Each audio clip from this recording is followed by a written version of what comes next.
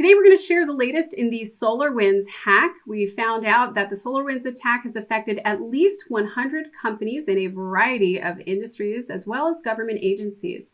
And Microsoft recently revealed that they expect it took over 1,000 developers to put together the software that was involved in the attack. So this was really an enterprise effort. It was an advanced, persistent threat that was multi-stage and executed over a long period of time.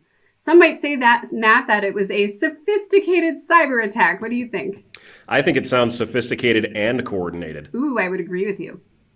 So to back up and recap what we know, this all happened because the SolarWinds software was hacked. SolarWinds is network monitoring software used by tens of thousands of organizations around the world. And because it's network monitoring software, it's typically installed with a high level of privilege within these environments. One of their customers, the security company FireEye, discovered in December that the SolarWinds software they were using was infected with a backdoor that allowed adversaries to come into their network. So they announced this on December 13th. And the scary thing is that we know now that the hackers had access to the SolarWinds network well over a year before that, at least September of 2019. So they're in SolarWinds network.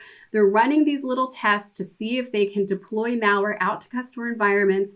And then starting in March of 2020, they actually started to do that. They inserted malicious code into the SolarWinds software, which was then deployed to customer networks. Now, this was not deployed to a few customers. This was actually rolled out to 18,000 customer networks. And what could the criminals do once they got there into customer networks? Well, the malware known as Sunburst gave them full remote access to customer networks. So you could see that the criminals could come into customer networks, they could steal files, they could install additional malicious software on those new networks. They could conduct reconnaissance so that they would understand more about the environments that they were impacting. This is all the more frightening when you think about exactly what customers were infected. Who were SolarWinds customers? Well, we know that the impacted companies include Microsoft, Ford, MasterCard, Visa, AT&T, security companies like FireEye and Malwarebytes, government agencies like the Office of the President of the United States, the Secret Service, the Department of Defense, the Federal Reserve, academic organizations like Harvard, healthcare and insurance like Blue Cross Blue Shield, manufacturers like Gillette. The impacted companies are all across the spectrum. Microsoft released some information about the types of companies that are known to have been impacted, and we know that 44% of them are information technology companies. And that's particularly scary because it means criminals can leverage access to SolarWinds customers to then get a foothold in even more organizations. So if someone has access to Microsoft, who else do they have access to? Again, this could potentially affect the security of our entire technology ecosystem. So who did it, Matt? So no direct attribution for this attack has been proven up to this point. However, there is a large amount of suspicion that the attack originated from a Russian cyber espionage group. This has been speculated on by a number of different cybersecurity organizations, and there are similarities between the Sunburst malware code and other pieces of already established malicious code from these organizations that match pretty well. Russia, of course, has denied any involvement in this, but it'll be interesting to see where this goes as more of the data around the attack comes out and we're able to actually attribute this to a specific actor or organization. Now, there are some notable impacts when we talk about the spread and the general consequences for a cyber attack of this nature. NotPetya is a great example of a very, very similarly styled attack that had some really large consequences for a nation state as a whole.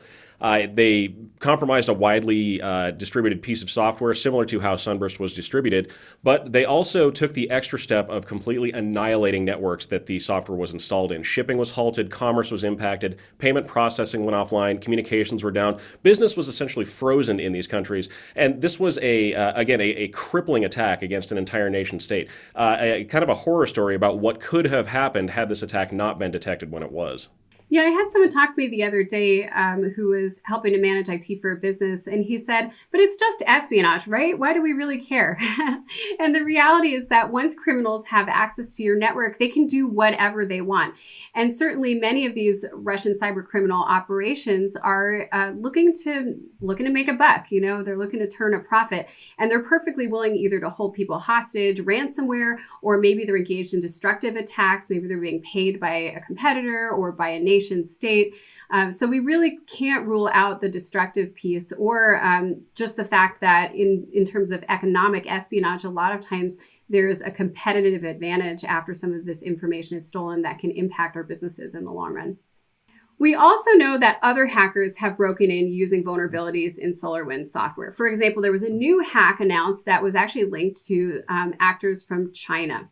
In this case, the National Finance Center, which is a USDA payroll agency, was hacked. And this is scary because they serve 170 federal agencies and over 650,000 federal employees. So did they steal information? And what was their goal? What happened to it? We don't know yet. And did any other hackers break in using SolarWinds software? It certainly brings up some questions of the security of our supply chain in general. So the SolarWinds attack has illustrated a kind of shocking lack of domestic visibility, both in our monitoring ability from a government perspective and just our supply chain in general. One of the things that made this so difficult to figure out in the first place was that the SolarWinds attack actually launched from within the United States. I'm not saying they were physically in the United States. They registered servers within the United States to obscure their traffic. Most of the government agencies that are responsible for defending against cyber attacks are monitoring traffic that's coming from outside of the country in. They don't have any visibility into inter-country traffic or traffic that's originating from here within the United States. And Ann Neuberger, the Deputy National Security Advisor, pointed out that there is a giant lack of domestic visibility, and we as a country choose to have both privacy and security. This, again, led to a large roadblock in being able to detect this happening in the first place. Yeah, we have a big blind spot. I do want to point out that some of these headlines are kind of misleading, like the one you see on the screen. It makes it sound like it's a hacker here in the US who's hacking our own companies. We know it's you, Matt. But the reality is that the hackers were probably pivoting through US-based systems. So just keep that in mind when you see these headlines. Now, again, we have a pretty serious lack of visibility when it comes to supply chain cybersecurity, and that includes visibility within the private sector. There's just not a whole lot of laws that would require notification if a supplier was hacked. There's very few contractual obligations. And we see this because every now and then we just sort of get a glimpse under the surface. So Microsoft reported in 2017 that they had detected a database hack in 2013 about bugs in their software, but that was never publicly reported. We saw that investigative journalists reported on a major series of corporate hacks. This is known as Cloud Hopper. And as part of that, Hewlett-Packard was hacked, IBM was hacked, Fujitsu and many other major technology providers were hacked. And then the China-linked criminals then leaped into their customer systems. So this was a big story in the news, and then it kind of went away. These days, we don't know what the true risk is that the technology we use is backdoored, and that's likely to change over the coming months and years as there is more and more talk of potential legislation. The recent revelation in the SolarWinds hack also needs to be underscored by the fact that we are not done with it yet. We are not out of the woods by any means. John Miller, the CEO of Bolden, put it about as succinctly as anybody possibly could. Normally, when you catch someone in the act, they stop, and that is not the case with this breach. We're bound to see more companies hacked or admitting publicly that they've been hacked on almost a daily basis. And Chris Inglis, the former deputy director of the NSA, really put it in perspective as to why this is such a monumental task for security crews to clean up after.